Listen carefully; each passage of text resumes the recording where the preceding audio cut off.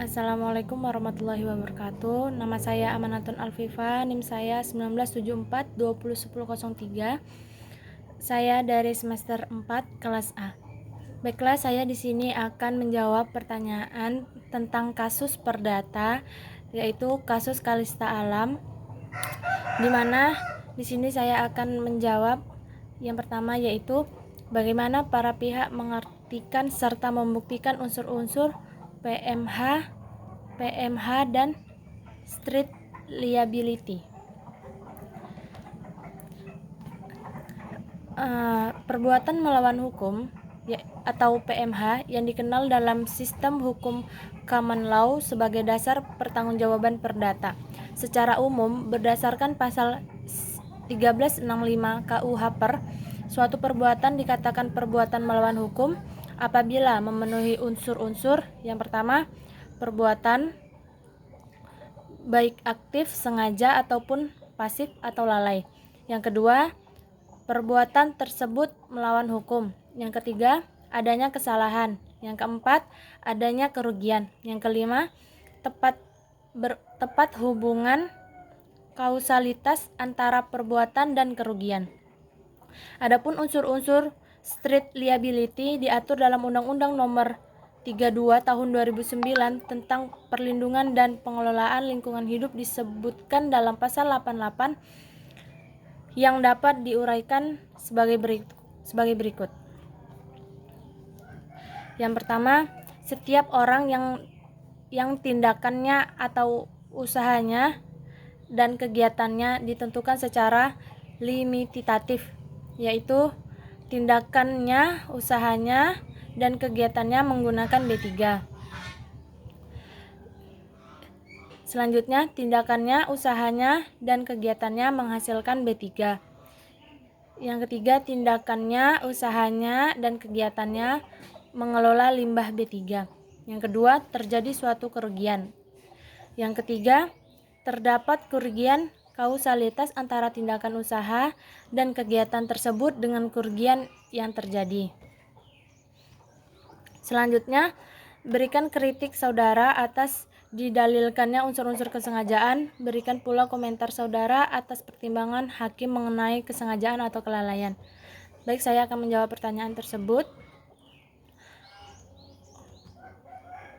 Unsur-unsur kesengajaan atau kelalaian didalilkan oleh penggugat dalam rangka memenuhi unsur-unsur perbuatan melawan hukum atau PMH. Yang dinamakan PMH merupakan gugatan atau tuduhan pokok dari gugatan. Namun, pemenuhan unsur kesengajaan dalam perkara sengaja lingkungan hidup ini tidak dilakukan dengan dasar dan pembuktian pada umumnya, yaitu oleh sang penggugat, melainkan unsur kesengajaan dalam gugatan ini seolah-olah lekat dalam street liability yang dianut oleh Undang-Undang Nomor 32 Tahun 2009 tentang penyelamatan dan pengelolaan lingkungan hidup.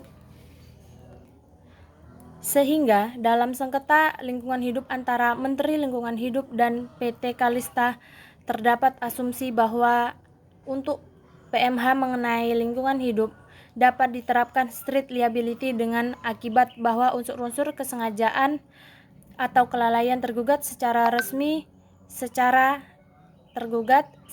demi hukum telah terpenuhi atau terbukti, sehingga hanya perlu pembuktian unsur lainnya, yaitu unsur melawan hukum, adanya kerugian, hubungan kausalitas perbuatan dengan kerugian.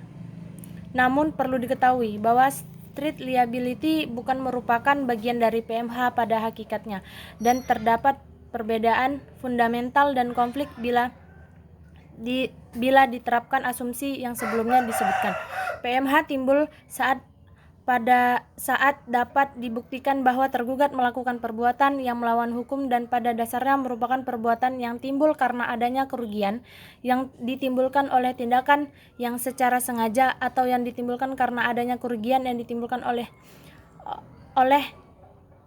tindakan yang secara sengaja atau lalai dilakukan oleh tergugat. Sedangkan street liability tidaklah peduli sama sekali akan tentang adanya PMH yang dilakukan oleh tergugat atau setidaknya unsur kesalahan secara subjektif yang ada di dalam PMH untuk menentukan pertanggungjawaban sehingga selama terjadinya penyimpangan dalam standar peraturan perundang-undangan atau kerugian yang timbul dalam ranah tergugat yang bersifat strict liability, maka tergugat dapat dimintakan pertanggungjawaban. Selanjutnya saya akan menjawab pertanyaan, mengapa penggugat meminta agar hakim merujuk pada putusan Mandalawangi? Bagaimana pendapat hakim atas hal ini? Bagaimana pendapat Anda? Baiklah, saya akan menjawab. Karena penggugat berpendapat bahwa dalam perkara Mandalawangi terdapat unsur yang hampir serupa dengan PT Kalista Alam yang perbuatan yang melawan hukum. Unsur tersebut yaitu tidak adanya data hasil kajian ilmiah yang dapat menggambarkan akibat yang timbul dalam suatu kegiatan. Majelis Hakim memutus perkara PT Kalista Alam dengan mempertimbangkan resfinding yang dibuat oleh Majelis Hakim yang memutuskan perkara Mandalawangi. Resfinding tersebut berupa penerapan prinsip kehati-hatian terhadap pelaku usaha yang memanfaatkan hutan atau lahan untuk maksud melindungi lingkungan sebagaimana dalam putusan Mandalawangi nomor 1794K/PDT/2004. Pertanyaan selanjutnya yaitu, berikan kritik Anda terkait penggunaan dan penafsiran doktrin res ipsa loquitur. Baiklah, saya akan menjawab pertanyaan tersebut. Penggunaan doktrin res ipsa loquitur oleh hakim telah terjadi salah persepsi karena pada pertimbangan hukumnya, hakim mengatakan bahwa dengan terdapat fakta bahwa keberadaan lahan yang terbakar yang berada di wilayah tergugat, terdapat jejak-jejak kebakaran yang disebabkan oleh tindakan manusia. Tidak adanya upaya pencegahan serta tidak dimilikinya sarana dan prasarana pencegahan yang memadai sudah menjadi bukti yang sumir atas kelalaian tergugat berdasarkan doktrin ini. Dan bahwa menurut ajaran hukum ini, kelalaian tergugat dianggap telah terbukti dengan terpenuhinya unsur pelanggaran terhadap kewajiban yang seharusnya atau sewajarnya dilakukan. Baiklah, saya akan menjawab pertanyaan berikutnya, yaitu berikan kritik Anda terkait penggunaan dan penafsiran precautionary principle dalam kasus ini. Penerapan prinsip precautionary principle terhadap pelaku usaha yang memanfaatkan hutan atau lahan untuk maksud melindungi lingkungan sebagaimana dalam putusan Mandalawangi nomor 1794K/PDT/2004. Perlu diketahui bahwa precautionary principle dapat diberlakukan apabila adanya ketidakpastian ilmu pengetahuan dalam memperkirakan dampak lingkungan. Pertimbangan Majelis Hakim tingkat pertama pada halaman 101 dalam perkara Mandalawangi menggunakan precautionary principle sebagai pedoman, walaupun pada saat putusan tersebut dibuat precautionary principle belum menjadi hukum positif, tetapi karena Indonesia sebagai anggota dalam konferensi Rio tanggal 12 Juni 1992, maka prinsip ini dapat digunakan sebagai pedoman dan penguatan dalam mengisi kekosongan hukum dalam praktek penyelesaian sengketa lingkungan hidup. Kemudian dalam perkembangannya, precautionary principle termaksud dalam pasal 2 huruf F UU PPLH 2009. Baiklah, saya akan melanjutkan pertanyaan. Berikan tanggapan Anda mengenai in dubio pro natura. Bagaimana konsep ini terkait dengan precautionary principle? Konsep in dubio pro natura awalnya merupakan bagian dari prinsip kehati-hatian atau precautionary principle yang dirumuskan dalam deklarasi Rio. Asal 12 prinsip kehati-hatian ini dapat dipisahkan dalam 3 kelas, yaitu yang pertama gagasan untuk berjaga-jaga secara umum, kedua kode spesifik atau non-litigasi pelaksanaan dan ide tindakan pencegahan, dan ketiga dokumen resmi. Selanjutnya yaitu